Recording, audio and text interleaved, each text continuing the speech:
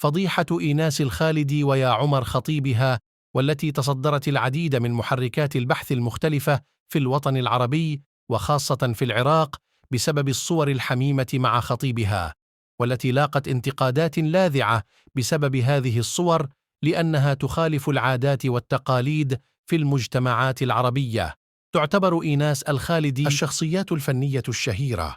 فهي تحمل الجنسية العراقية، وولدت في مدينة بابل في العراق عام 1988،